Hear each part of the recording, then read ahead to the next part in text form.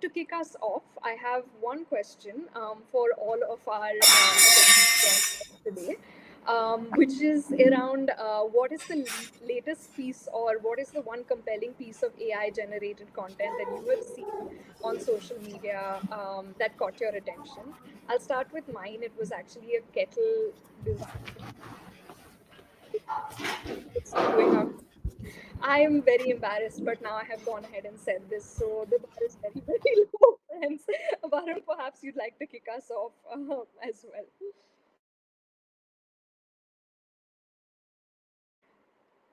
One Varun, sec, one sec. yes, go ahead. Yeah. Okay. I read recently that there's a complete Mahabharat web series that is being made, and it's going to release, and it's completely made with AI.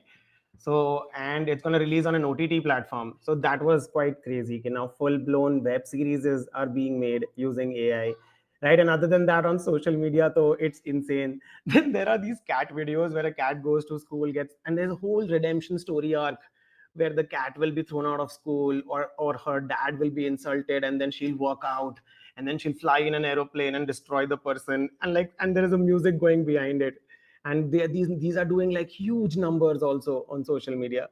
So yeah, those are two examples which come to mind. I love that the whole story arc is being covered, including the redemption and the pre and post and Everything. the length to which we're going on AI generated content. Super interesting. Thanks, Varun. Arpita, Indu, would either of you like to come in on something that caught your eye and then you were just like, wait a minute? Yes, so thank you so much for inviting on this panel. Varun mentioned the movie that's going to come out. I've also seen the trailer. It's very scary to see how technology can be used to produce and new histories as well. And just adding one bit from my end, I did share this with Akalya actually to show it on the screen, but I can't show it, I guess. So it says, so this is one, it's printed in newspaper. It says, I fear one day our jobs will be taken over by technology. And the ones who are saying it are robots, actually. Like, it's a meme. It's actually a robot. They're not humans as well. So they are producing some new products. Yeah. And they are fearing that one day their jobs will be taken over by technology. So the rapidly shifting digital ecosystem with newer forms of technology coming forward, like even robots are at threat. So that is the status of our civilization, the human civilization. So yeah.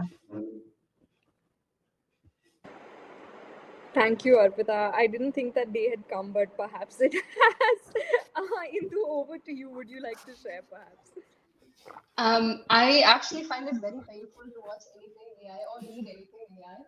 So one of the things that I do is try to find mistakes that when I see AI generated content. So like Varun was saying, I watch few length videos, like 20 minutes videos of AI generated content, and you can like there was this one video where it was about a couple facing a dust tank, and everyone in that video at one point had 3 arms, and I found that very funny.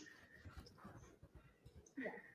Yeah, your voice is coming from far away, in the like, we can't properly hear you for some reason.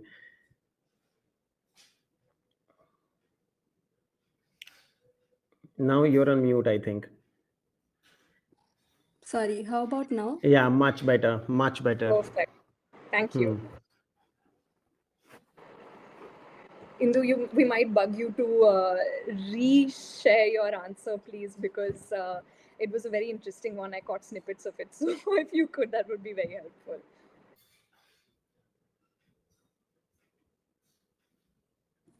Can you hear me now? Yes. Wait. Okay. I somehow seem to hear a very modulated voice. Oh wow, you cannot. Oh, okay.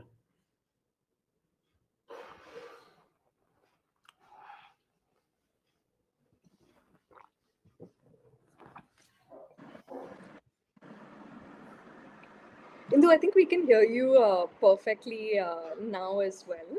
So we should be all set. Oh, I think she's rejoining. Okay, great, super, Yeah. super. So can I share one more? There is one Please. podcast. There is one podcast in which it is a podcast of animals. So there's lion on the podcast. There's a bear on the podcast. And there are other, and the animals are discussing like about humans, like what they feel, how they, what they're actually feeling, and about like different things. And there's just one joke in that. It's a reel, and then they all laugh. That's a format, and then again, then another reel appears. So that one is quite like, it's quite funny. Like it's written very well, but then everything is AI generated except the script, I feel. So that is also one.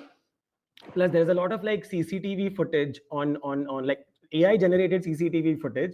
So it's not real CCTV footage, right? Of like different like surroundings of like people, and then a bear comes or like some other animal comes, and then some heroically somebody saves a daughter or a son, and then everybody's falling for it. They're like, wow, the mother has so much gut, to like fight the bear. But then clearly it is like, if you look at a little more closely, you understand that it's an AI generated video. So sometimes you get fooled. Like sometimes you don't even know what you watched as AI, or what is not AI. Generally, it's like, for me at least, it has been harmless and funny, but everybody's algorithm works in a different way. So would be happy to hear from Arpita, like what kind of AI content comes on her feed. Oh, on my feed per se, I mean, I think it's similar. There's a lot of synthetic media floating around, so um, it is difficult to sometimes differentiate. But you're right that it also depends on like our exposure, literacy levels, all of those things that definitely define whether we are able to make sense of it or not. I probably am in a better place to make sense of it. uh, I mean, as all of us. But yeah, I think once the discussion starts, we can go into nuances of it. And Indu is back. Yes, I think great timing, Indu. We were just talking about the point that you raised about how to try and find discrepancies in AI generated content, and how that's sort of key and crucial to making sure that you're consuming the right kind of content. There's, of course, a lot of things to be discussed here. As we've shared, there's a lot of tidbits around. What we like of it, the potential dangers that we need to discuss, the practical realities from a content creator's perspective as well. So, Indu, perhaps if we could ask you to just set the context by telling us a little bit about what these guidelines and the amendments actually mean, that would be really helpful for us viewers to then contextualize the rest of the discussion as well. Yes, of course. Can you hear me well now? Okay, because the moment I removed my Bluetooth, I could only hear cat noises for some random reason. Okay.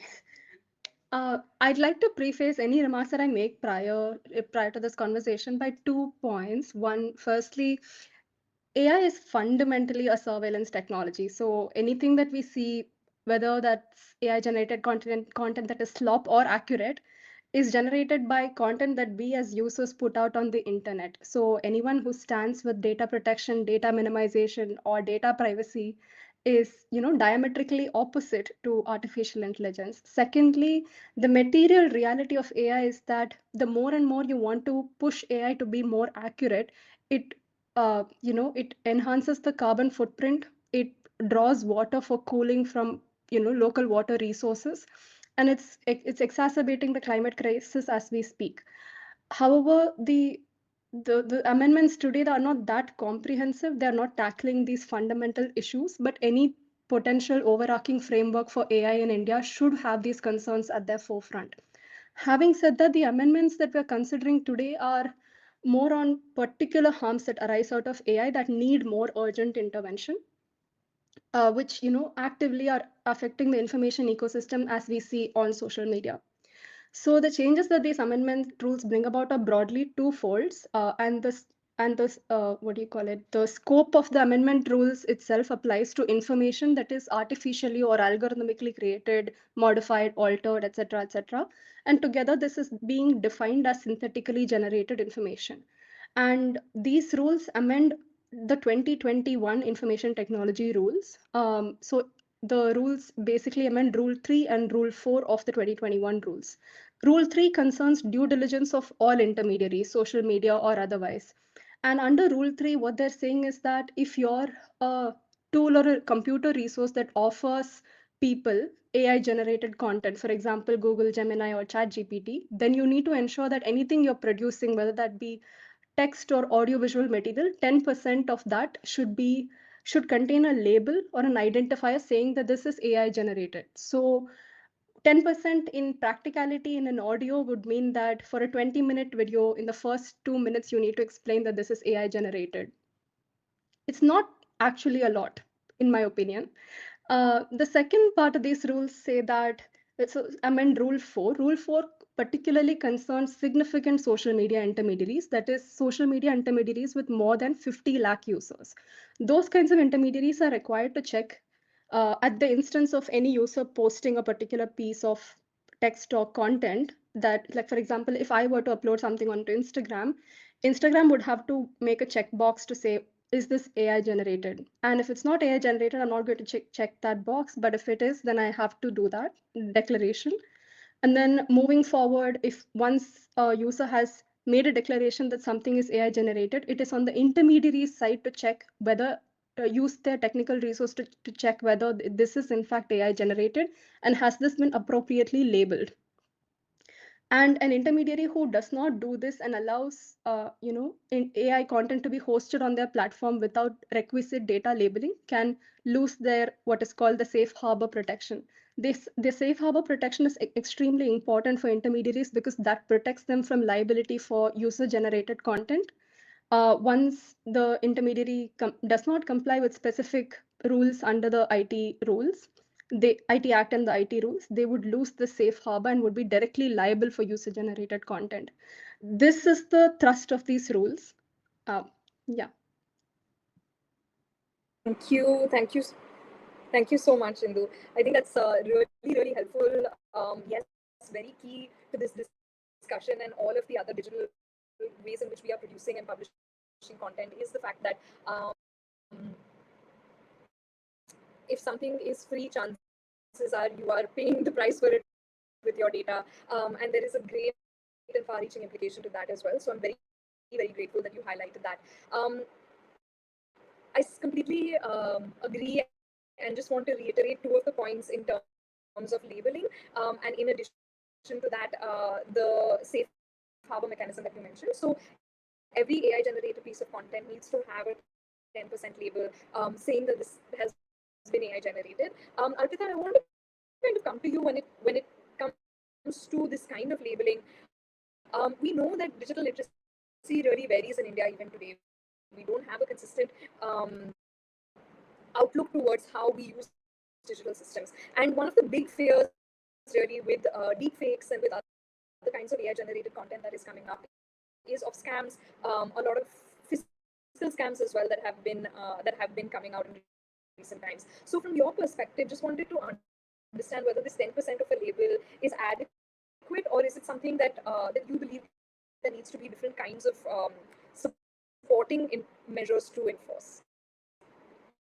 Right. I think like when we talk about the rapidly evolving AI ecosystem as well, most of the focus is on, how to have ethical innovations, how to have, of course, regulations. Regulations are very important. And, there are a lot of corporate voices which say that regulations impede innovation. So that's a myth we should burst and say that, it's good for innovation. A good regulation is good for a good innovation, one. And second is when we talk about regulation, a regulation, when it's done by a platform using a technical tool, will always, ensure that the decision-making powers are in the hands of few, right? And they are always mostly powerful. They are big institutions at play.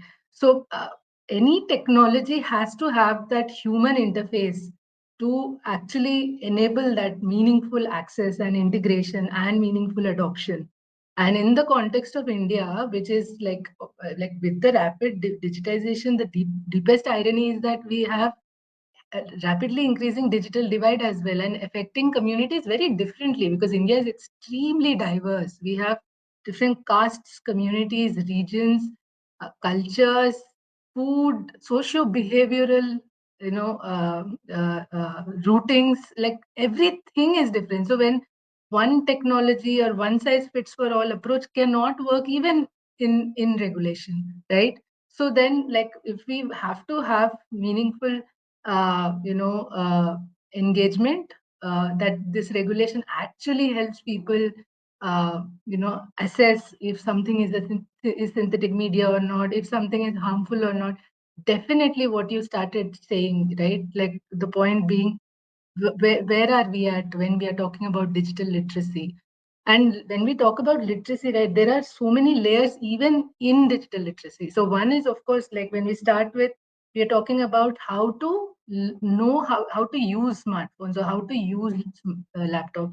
But what about critical digital literacy? Understanding what harms it presents versus the opportunities it presents, or the no escape uh, design that the government institutions present. Because with all everything moving from manual settings to e-governance, citizens have to become digital citizens to access e-governance. So we are not really given an option not to use digital, right? So so critical digital literacy is extremely important, right? And then on top of it is media information literacy.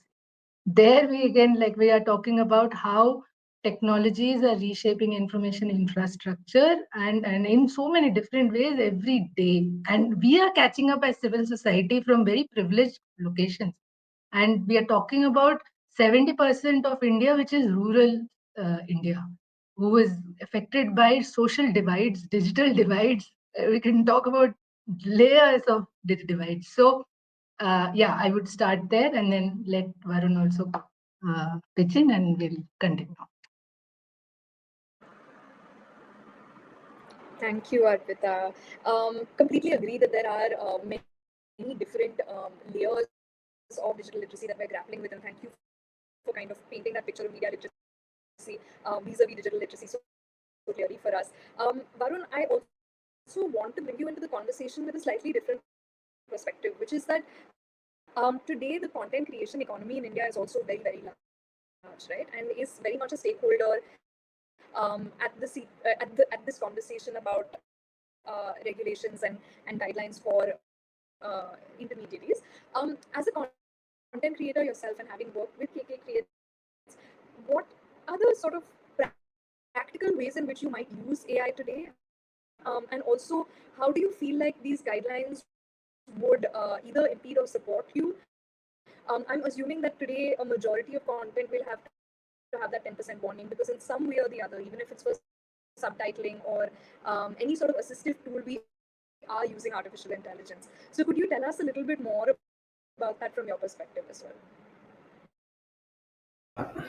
So like from a creator's perspective, where we are creating on the daily, so like for some context, we are producing at least 1 or 2 reels every day.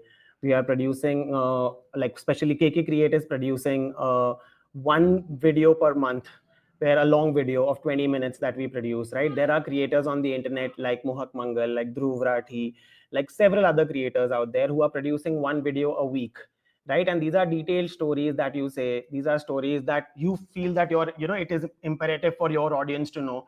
And also from a point of view, like stories which will do good numbers, because numbers help you survive in this ecosystem, right? So since chat gpt has dropped, like we, especially us, like have integrated artificial intelligence. I have myself have tried to learn as much as I can about it, and then sort of apply it in the work that we do, because we feel it is almost like, from a creator's perspective, we look at it as like, if you're not using the internet, then you sort of will go obsolete in terms of like technology wise. Like people who did not adapt to that changing technology, then somehow were at a disadvantage later on. And similarly, if you do not adapt to AI, if you do not, like especially in content creation, I'm not if you do not use it, then somehow what will happen is other people are going to use it. It's not like they will refrain from using it because you are not using it, right?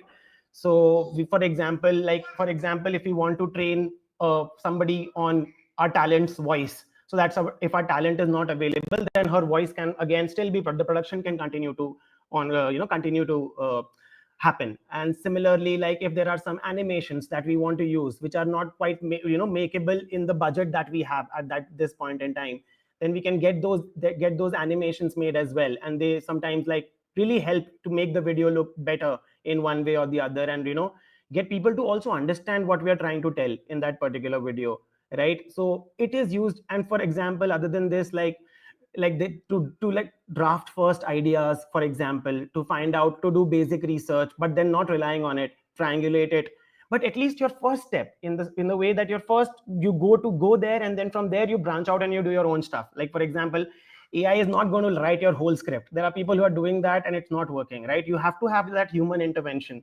The people on YouTube, specifically speaking, the YouTube thumbnail and the title decides 50% of how your video is going to perform, right? So people who are designing those thumbnails, people who are deciding on what the title should be, they are applying, of course they're doing their content research, seeing what is working and what is not working, and they're getting their first iterations.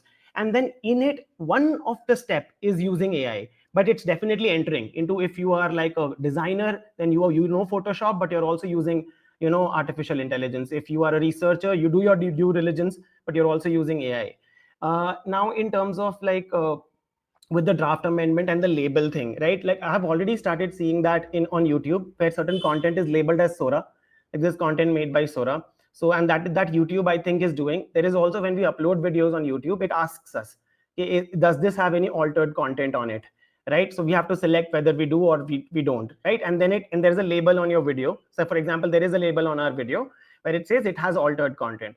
So that is also there. But in terms of what Indu was saying, like अगर 20 minute का video है तो 2 minute का शुरू में declaration में जाएगा, like with attention spans becoming so less, people are like, and we are hyper studying it in what we do, like fortunately or unfortunately. So it becomes I don't know how much it will help. Then another thing that I was wondering is, are we equating like labels like smoking is injurious to health with like AI content here? So are we equating those two things in one way? We could, like, there could be an argument, but that is also something that I think about. Like, is the label that necessary?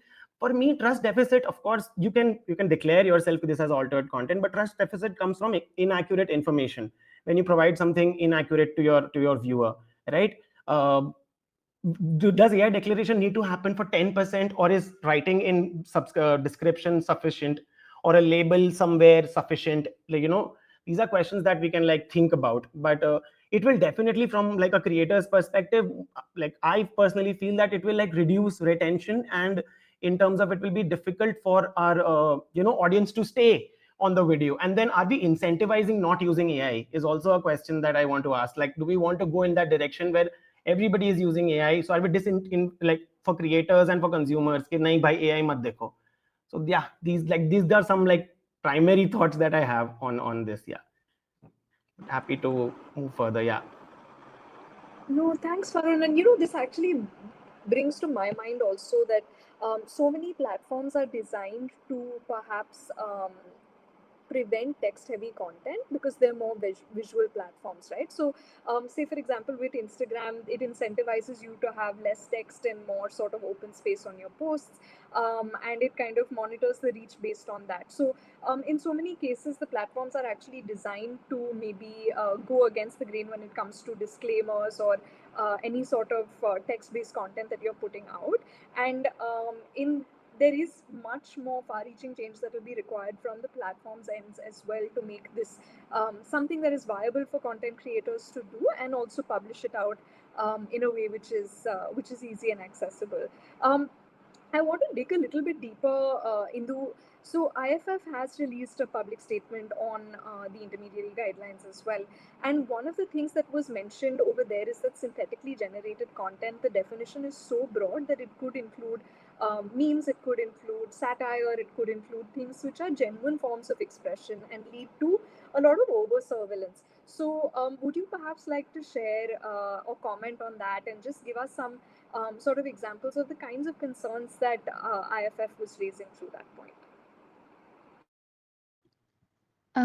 Yes, so IFF statement was like one of the main points that was raised was indeed the overbroad nature of the definition of synthetically generated information, such that anything that could be like, how do I say? So you generate AI content, but you've also inputted some amount of editorial content, like human editorial content or human intervention in that content, or satire that is generated by based on inputs by humans into AI systems, and then AI taking that feedback and producing the content that you want. So there's a two-way interaction between the AI system and the user to make sure that the content that it generates is what the user expects. So it's not merely a first instance generation, but it's more like a collaborative enterprise, I think. So yes, the India's approach to like this approaching synthetically generated information has been quite blanket. There is no content that is exempted from this requirement except that which is shared on private spaces. So if you don't want to upload it to a public space like YouTube or Instagram, then that's fine. But everything else seems to be within the remit of these amendments and subject to these regulations.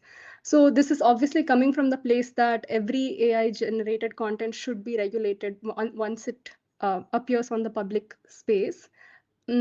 However, there have been other approaches. For example, the EU has taken a more tiered approach to saying that even if a deployer of an AI system, that is a user of an AI system, has generated a text or a image that is from AI, it is exempted from the labeling requirement if it is satire or if there's significant editorial intervention um, done by the user themselves. So we haven't taken such a detailed and nuanced approach. Instead, Mighty seems to have taken a more en blanc approach. Everyone, as long as you upload it on the public platforms, it has to be labeled. Right, thanks, Sindhu. And I do want to, perhaps in my next question to you, also go a little bit deeper into how different countries have handled this. We are not the first to label AI generated content, and we'd love to hear from you on that as well. But before we come to that, I just want to jump to Arpita because Indhu raised a very important point about an exemption to AI generated content, which is content shared in private spaces, right?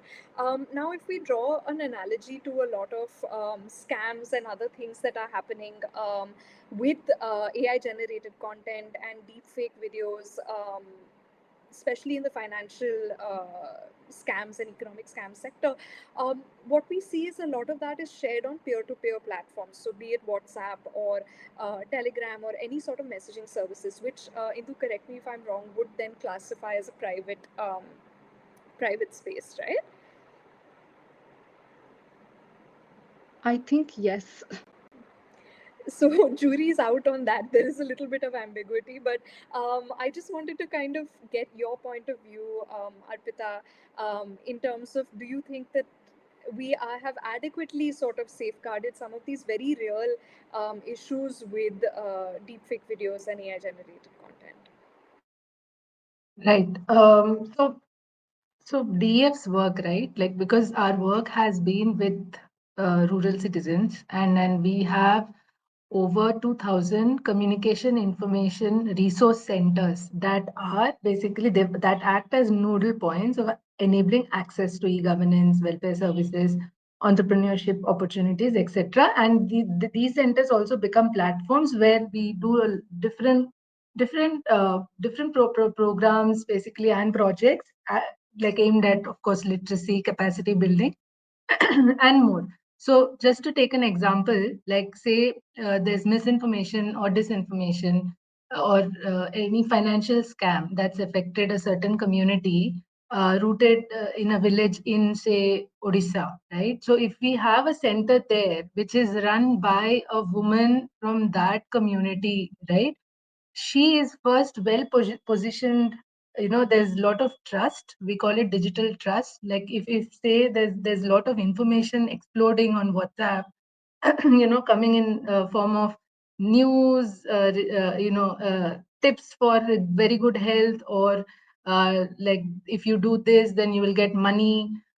Different forms of kinds of information that's coming. Suchnapreneur, the woman who sits and leads these centers and enables access. And Suchnapreneur, if you break the word, is information entrepreneur. They basically become the rural fact checkers in their own communities. So we have a very well established rural fact checkers program and under media information literacy program, where women in rural India, in decentralized, hyper-local locations, understand the socio-cultural specificities of that region, can debunk those bouts of misinformation, disinformation, or scam that's coming to them. It becomes easy that way to actually easy. I mean, more than easy, it is mainly effective. Where you're able to actually address the problem at hand. Otherwise, people are not able to devoid of the networks and access to resources.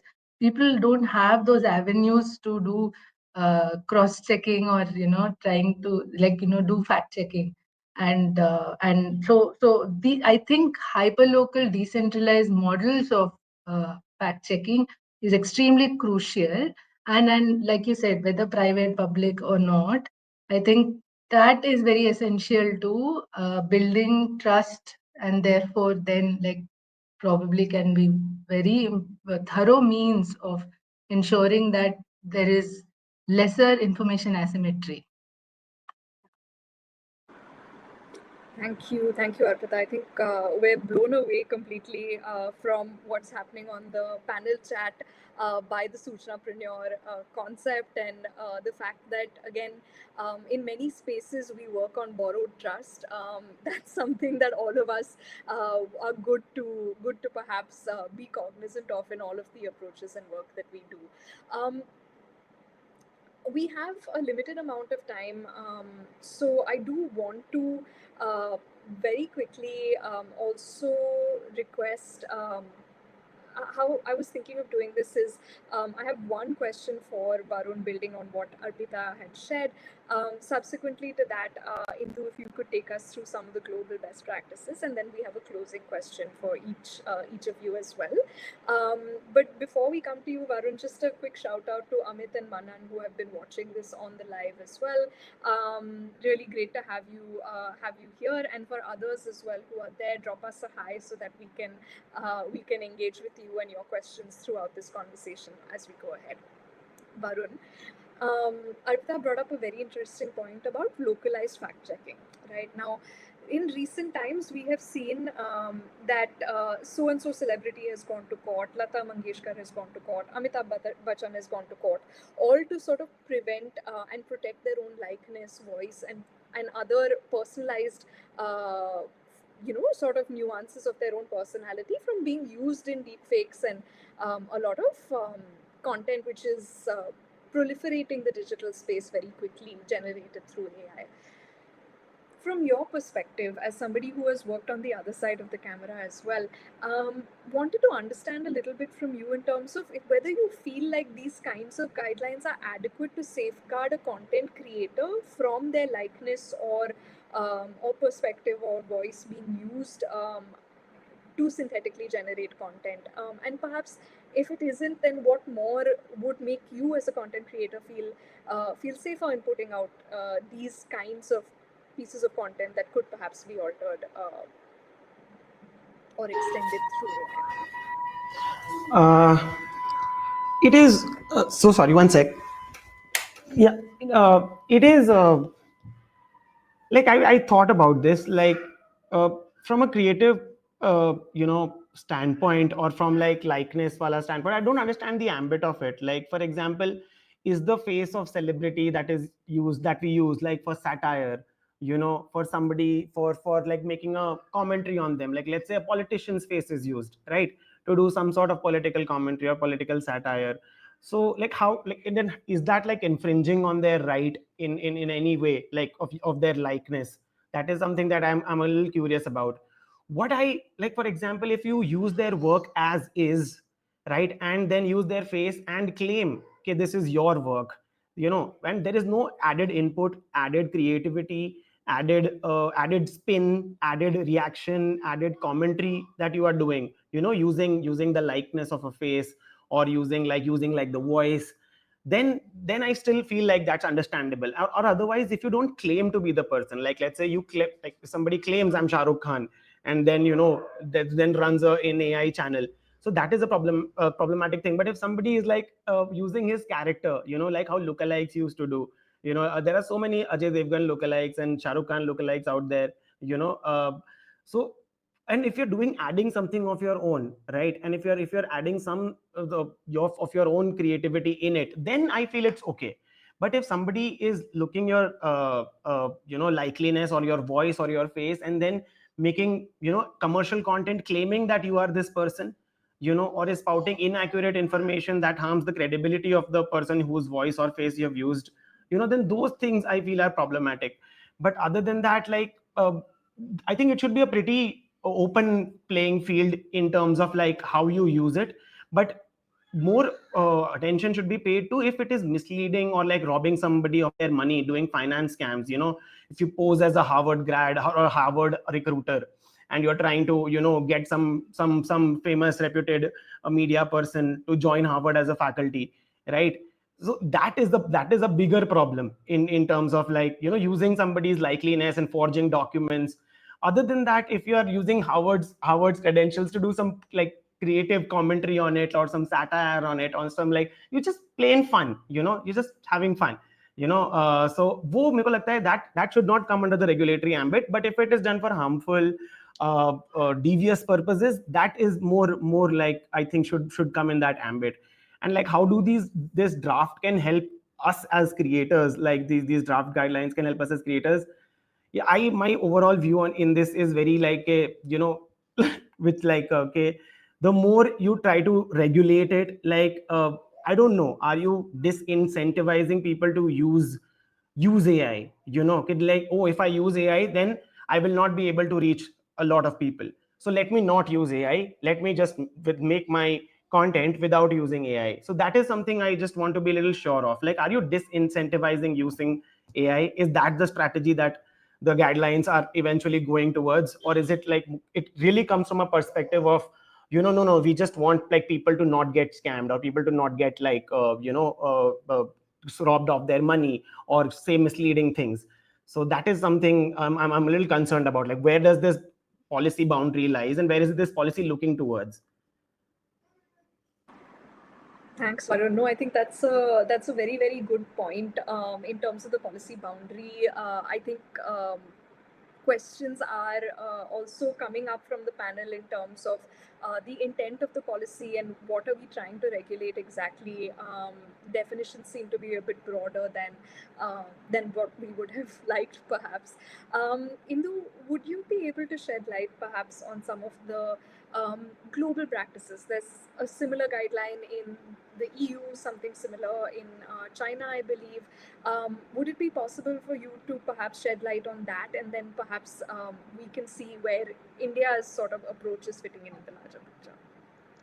Yes. So the EU has a very overarching EU AI Act. It's a comprehensive framework for all things AI as far as it concerns the EU. And this framework basically categorizes AI systems based on degrees of risk. So they have something called the prohibited AI systems, which are AI systems that, for example, like, generate content that distinguishes people based on socioeconomic status. That's prohibited in the EU. Then there's high risk AI. High risk AI is broadly divided into two parts. One is where EU has product safety regulation, for example, medical devices. Those are high risk AI. And then another set of high risk AI concerns AI systems that are used by, for example, law enforcement agencies. Those are considered high risk as well. And then the third part is generative purpose AI, like ChatGPT, actually is not classified as high risk, but they are subject to very nuanced transparency requirements. So the transparency requirements are broadly, I would say, two parts. One is on the AI system itself, the provider of the AI generated content, and the next one is on the user who uses the AI system. The provider of the AI system is supposed to do two things. One, they need to make the natural person who's using the AI aware that, yes, you're using AI. And then the second part of the obligation concerns data labeling. They should label everything that they generate with a identifier or a metadata that says that this is AI generated. The only exception to that would be when they are performing an assistive function. When, for example, as Varun was saying, when there's harmless edits that are made using AI, then that is exempted from the requirement of a very proper label. Instead, you should just disclose that, yes, this was, assisted by AI systems. Then on the user of AI, whoever generates deepfakes or texts through AI systems, they are also supposed to declare their usage. The only exemption again is in the case of deepfakes, you are exempted from making a label of the fact that your content is satirical, or like if your content is satirical or like meme that is produced by AI systems, then that is exempted. And then when in the case of text, if the AI generated text has undergone significant editorial intervention, then that is exempted. And then having said this, but more advanced forms of AI systems such as GPT-4 are still coming under scrutiny under the EU framework. The liability on an individual for having contravened these is 15 million euros. And on a company is 3% of their annual turnover. So in contrast, actually, India's regulation, as I said, is only putting the obligation on the intermediary and the AI system itself. So the contravention of the regulation itself, the liabilities on the intermediary because they lose their safe harbor protection. It doesn't say anything about the users per se. And the second part of it, like I was going to cover China. China doesn't have an overarching AI framework. It instead has multiple national plans, technical standards, and so on and so forth. So the EU framework is going to enter into force in August 2026, but China's is already in force as of September 1st, 2025. Their approach is quite similar to ours in the sense they've said that everything that goes on a public platform should be labeled. It should have an implicit label and an explicit label. The implicit label is machine readable labels, metadata. Explicit label is what is visible to the average user. And users or intermediaries that don't comply with this will be subject to investigations. They haven't particularly specified any fines as of yet. So this is the practice overall. Can I just make a point? Today morning, when I was researching for this, I was like, I usually listen to music, right? So I clicked on a music video which said uska title mein tha human made music, and it had like these many views. So now human made is also has become like a point where you click on something because now you want to watch human made stuff, and it's just like a person then singing, so it's not AI generated. Yeah. It's Wow. true. I think Mhm. I was going to say it's true that basically what the regulations are trying to do is similar to how you see how you see Instagram paid partnership versus those that the influencer genuinely feels that they should promote this product. I think it's akin to that, but yes, there's a 10% requirement, which would mean a significant amount for influencers in terms of time and retention of user attention. Yeah, for sure. But it's interesting how like human has become something that people, and there were 303 lakh, more than 3.5 lakh views on that video, and like people are watching and congratulating and donating money. Hey, keep this up. We need human made content out there. So that is also some sort of some sentiment that we see from users these days, at least on YouTube. Like so, yeah.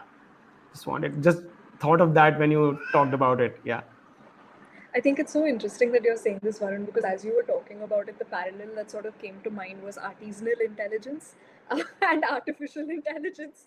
And I feel like soon we are going to become the artisans whose like intelligence and input is valued to some degree, because everything else is broadly artificial or synthetically generated intelligence. We do have a few questions in the comments, but I'm afraid because of time we might not be able to go into all of them.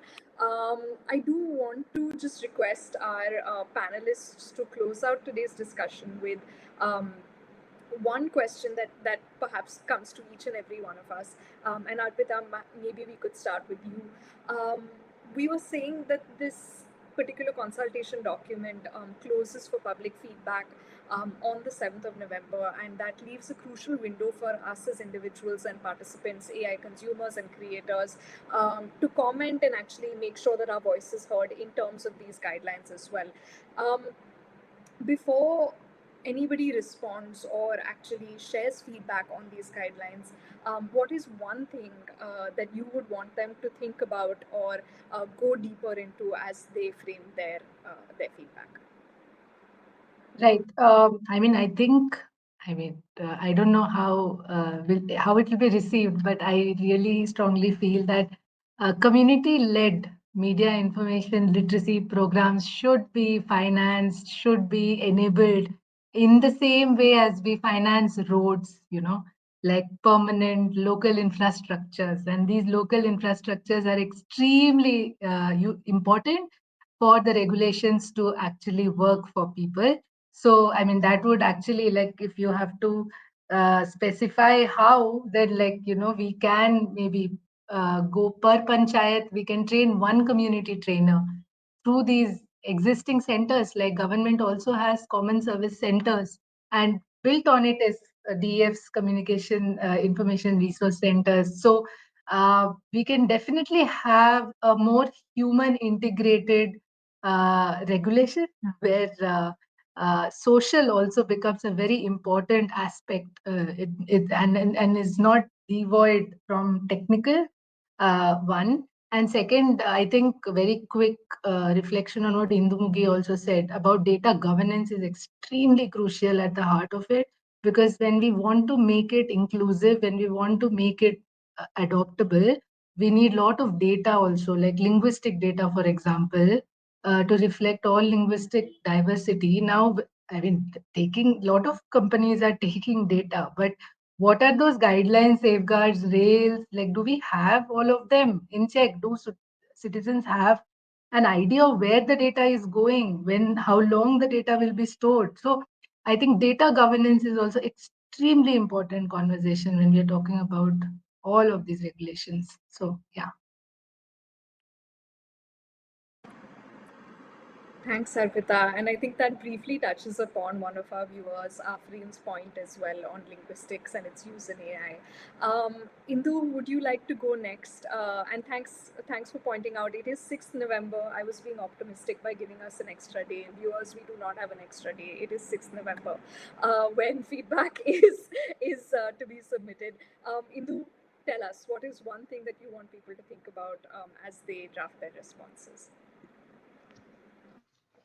I think it's important to understand that there are various perspectives with which anyone would perhaps type a response. It is important to uh, like conceptualize whether you stand in the we can as a society use AI, or whether we are in the rung of yes, we absolutely do not want AI in this situation in our ecosystem. Also because one of the commenters is saying actually usage of AI inherently devalues labor. So categorizing, or at least visually on social media, that something is completely human based on human inputs and something else has AI assisted aspects to it, would sort of help the average user appreciate like completely human endeavored labor more, I think. But having said that, yes, people's opinions on this seem to be completely divided. So thank you, Indu. You're right. Very, very divided. It is a topic so much more deeper than what the guidelines and the amendments even cover, and really goes into the skin of where we stand as society today as well. Varun, from your perspective, also do share what is one thing we'll while trying to respond to the guidelines, we'll put away all the cat videos and the pandas spewing hot tea and all of the other visuals that have now started occupying some mind space for us. But once we do that, once we do the little compartmentalization, what is one thing that you want us to think about as we are putting down our feedback on these guidelines? Yeah, no, I think one thing that we should know, that this is going to take over in some sense, and I don't mean to be dystopian about it, and neither am I being very utopian about it. I think it is just like the reality, like how a lot of people now are online. 55% of India's population is now online. They are using internet, right? And like still there is a long way to go, you know. So if you think about it, only 55% people are online, right? So it is there, it is going to be there, and it is already there. People are using, if they're lawyers, they're using it, architects are using it, musicians are using it, creators are using it, doctors are using it, everybody is drafting emails. So it is almost like it is everywhere, and it's going to permeate even more.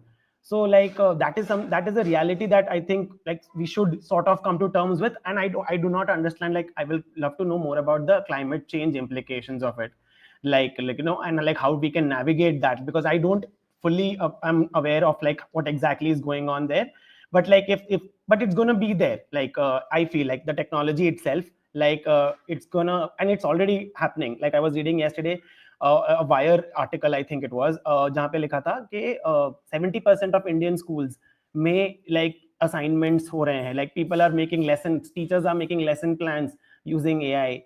People are making like for example, they are also, students are submitting assignments using AI. The assignments are getting evaluated based on AI.